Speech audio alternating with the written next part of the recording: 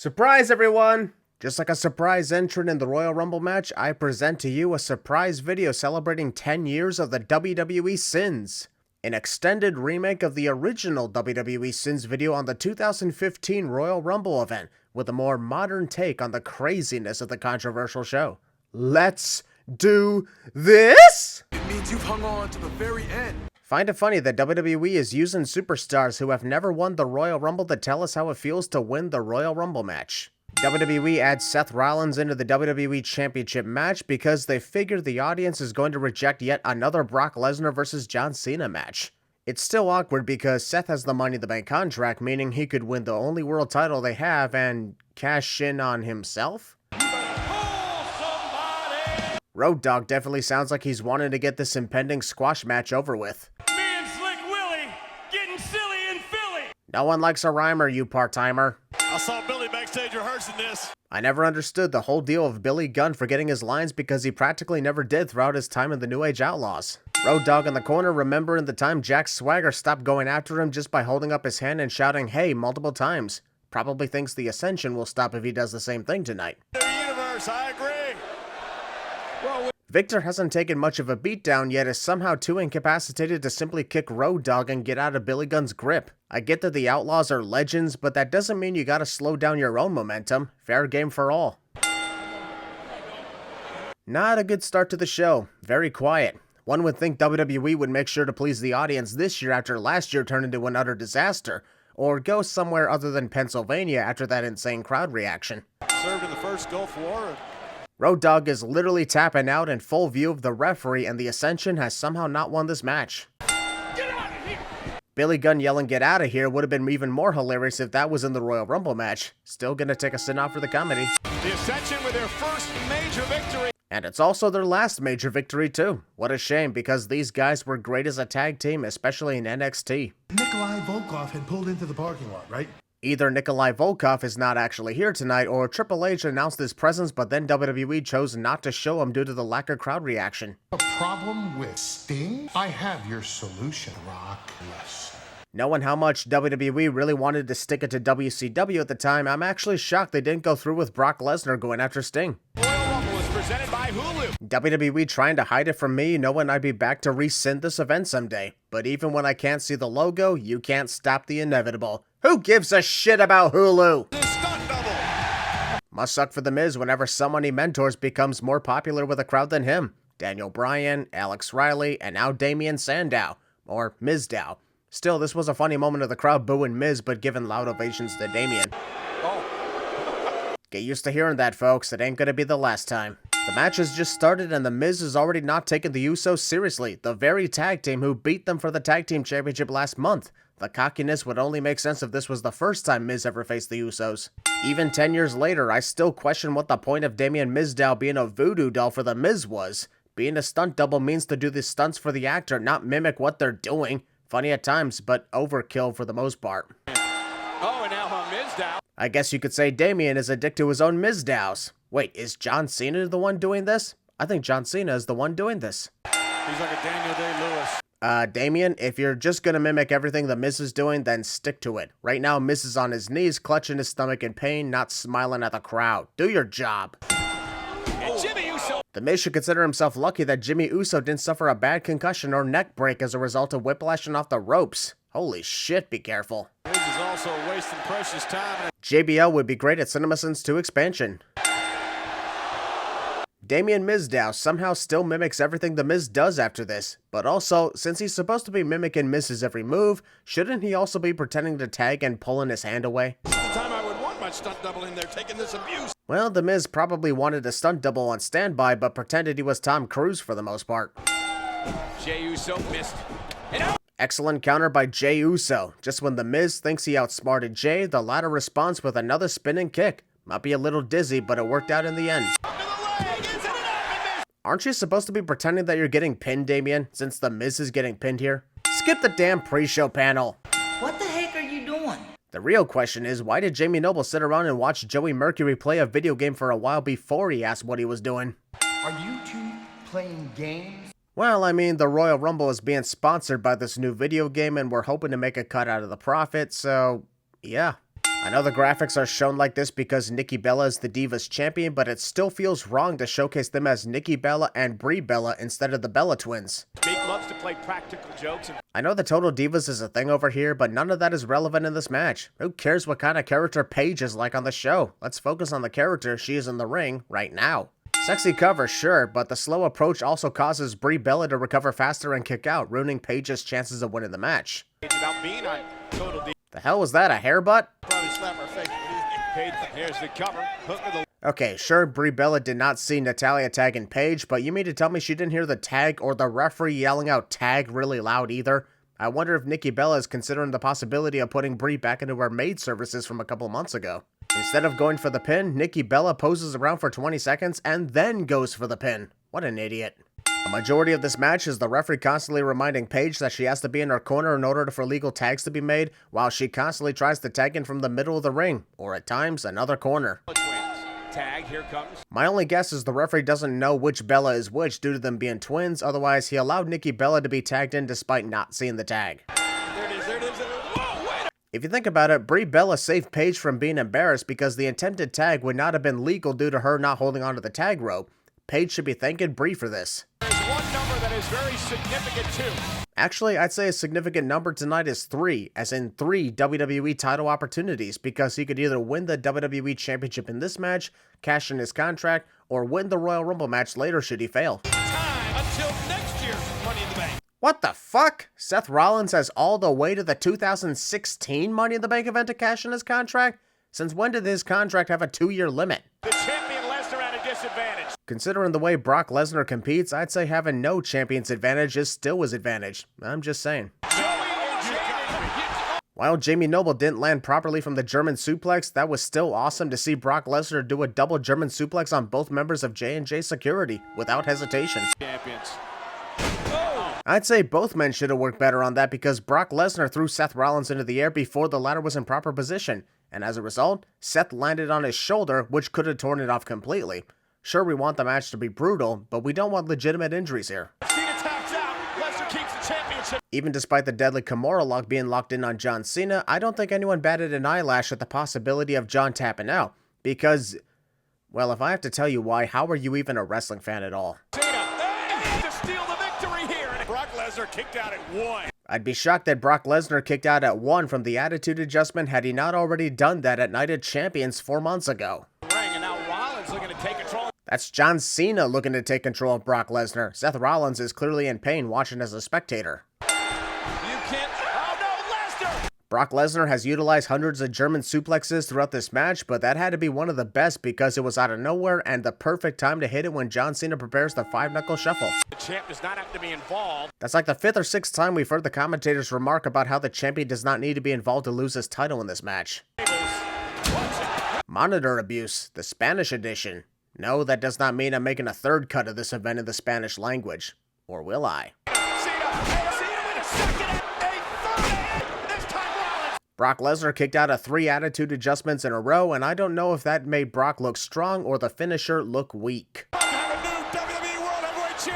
Well, because JBL said that, I think it's safe to say that Seth Rollins will not win the WWE Championship tonight. Quit jinxing people all the time, guys. This match is awesome without a doubt. Perfect flying elbow drop from Seth Rollins onto Brock Lesnar through the Spanish announce table. While the main event of tonight is very disappointing, at least the whole night wasn't bad. I think I found the reason why Kevin Owens showed up and targeted John Cena 4 months later. He saw John connect his pop-up powerbomb and got pissed off. Some stories begin before they ever truly start. I don't know if that sentence makes sense, but it sounds cool, so that makes it valid. While there are no disqualifications or countouts in a triple threat match, that doesn't change the fact that the interference ruined the role this match was on. The pacing was fantastic, everything was exciting, and then J&J Security got involved yet again. Fuck off. Too many finisher kickouts at this point in the match. I get that Brock Lesnar survived 4 Attitude Adjustments combined and a curb stomp. Then you have Seth Rollins surviving an F5, an STF, and an Attitude Adjustment, followed by multiple curb stomps on John Cena. I think I counted 10 finishers connected in the last 20 minutes with no success of winning. Center of the ring. Enjoy this Phoenix Splash, folks. That just might be the only time you ever see Seth Rollins connect it without someone moving out of the way. I'd remove a sin for the perfect way he spun in the air, but I'm returning to this event 10 years after sinning it the first time, and I'm disappointed.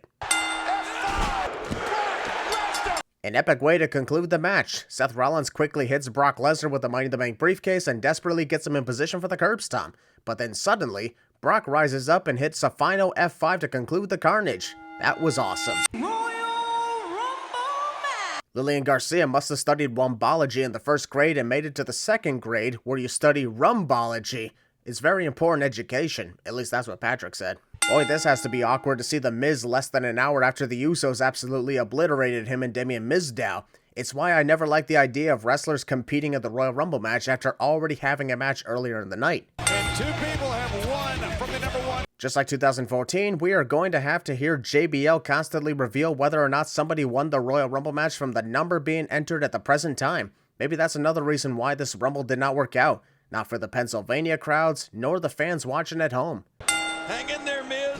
Nuh-uh, no, we are not doing this, Jerry. Wasn't it bad enough when Michael Cole was kissing the Miz's ass 4 years ago? We don't need another creepy erection tonight. The winner of this matchup will face Brock Lesnar. Well, that is unless Brock Lesnar chooses to come out of part-time competition and defend the WWE Championship at the brand new pay-per-view called Fastlane.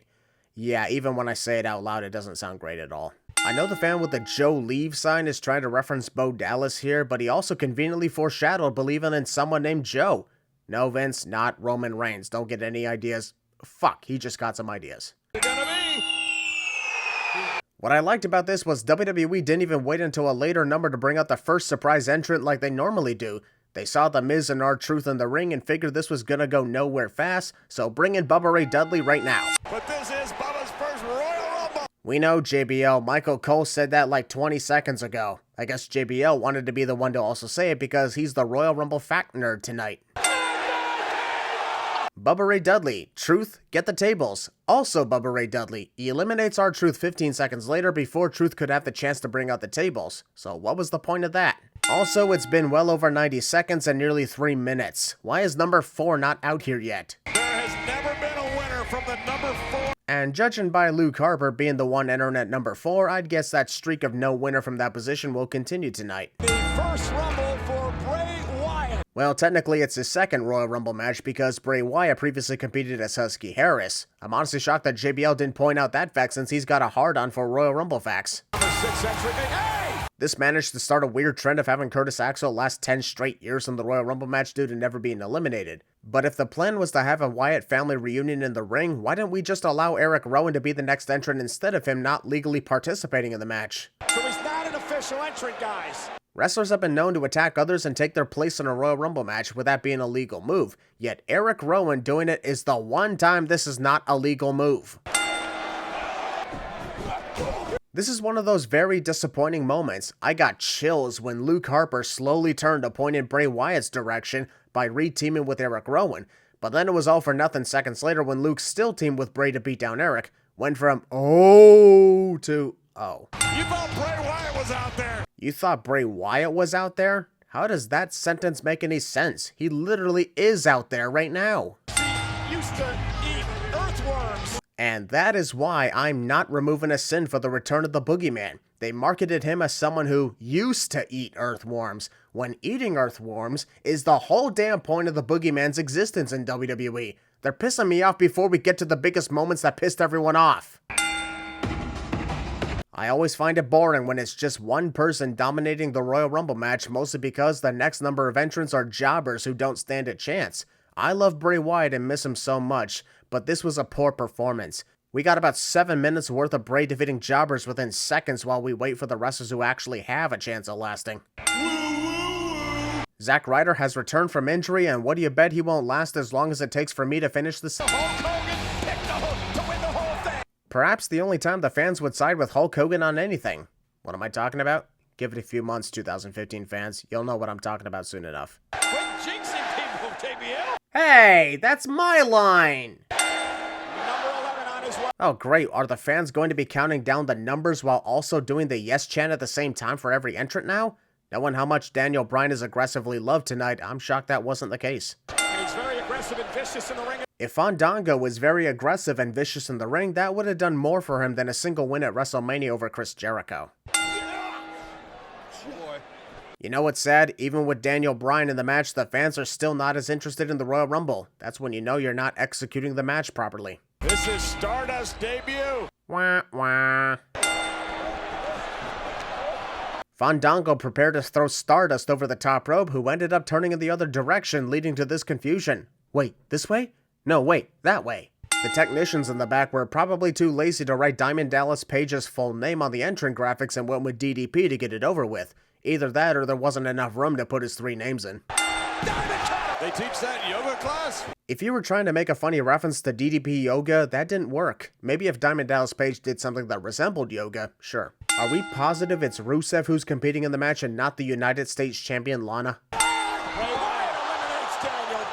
Personally, if Daniel Bryan was never going to win the match, he should have lasted all the way to the final 2 for a showdown against Roman Reigns. At least then, the audience would only be booing when the match ended with Roman's victory, and not 6 minutes before he actually showed up.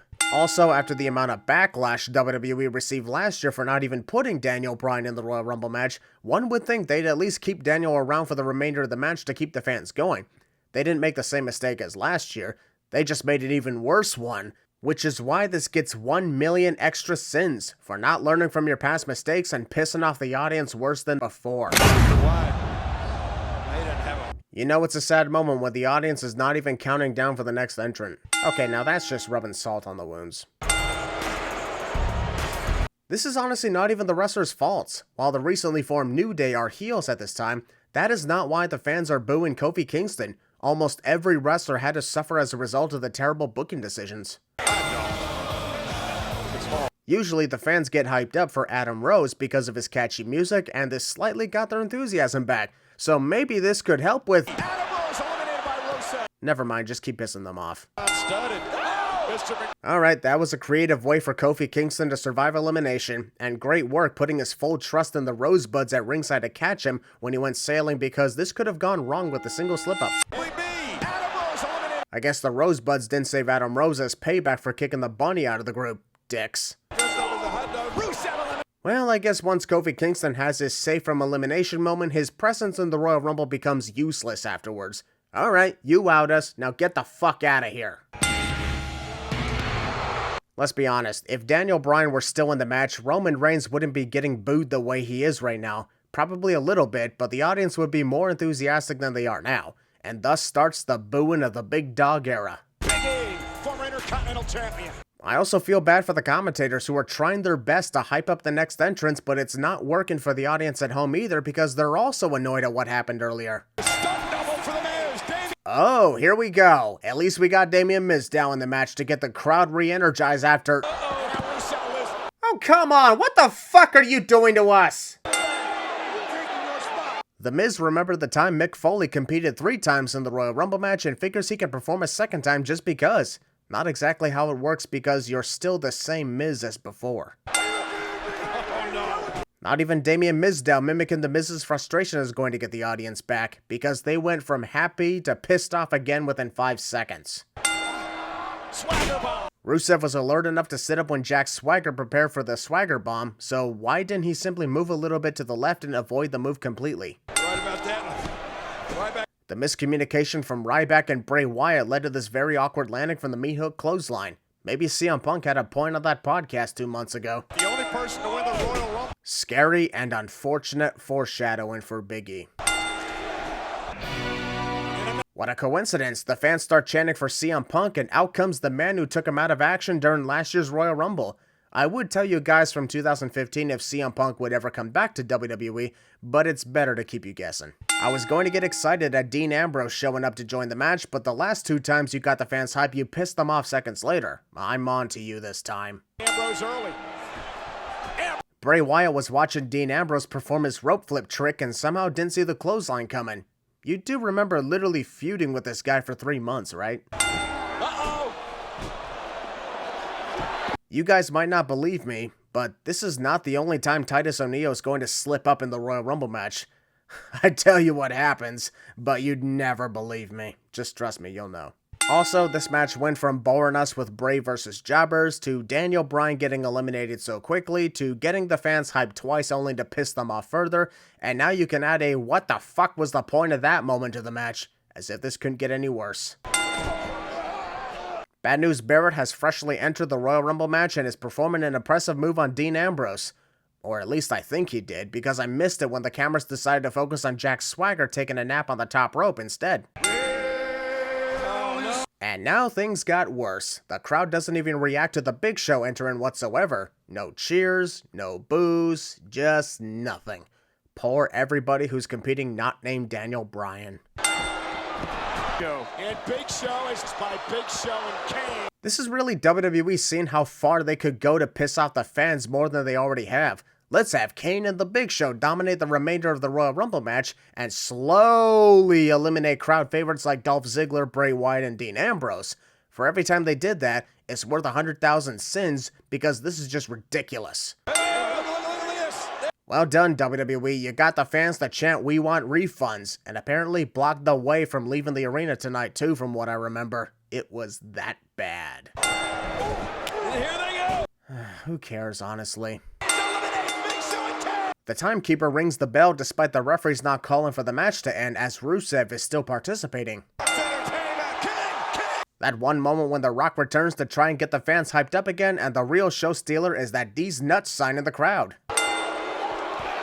We interrupt Royal Rumble 2015 to bring you the ending of the 40-man Royal Rumble match in 2011. One last-ditch effort to swerve the fans into thinking someone else could win the match, and then Roman Reigns wins anyway.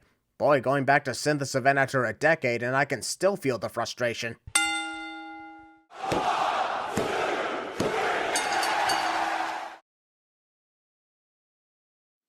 I want to take this opportunity to thank you guys for the continuous support over the last 10 years. Been doing the WWE since February of 2015. February 2025, I just rescind the first WWE sins on the 2015 Royal Rumble. And I really hope you guys enjoyed it. I might do this again for more videos. I said initially I would, but other things kept coming in. But I want to let you guys know that if an opportunity strikes again, you know I'll jump on it. If you've been here since the very start, all the way back, or if you've been here for 5 years, or if you're just now getting here, first off, welcome aboard. But most importantly, thank you guys for the support. You know, all this really means the world to me. The fact that I've been doing this for so long, I've received comments from people telling me that I've been a great influence, especially in their childhood, and now they're in college. Either I'm getting pretty old, or I've just been doing this a long time. Regardless, thank you guys very much for the continued support. Love you guys very much. And always remember to think optimistically. And yeah, it's time to get a new hat. This one I've been wearing for years. It just means so much to me, you know. But don't worry. I think we'll have a change someday. Regardless, thank you guys very much, and enjoy your 2025.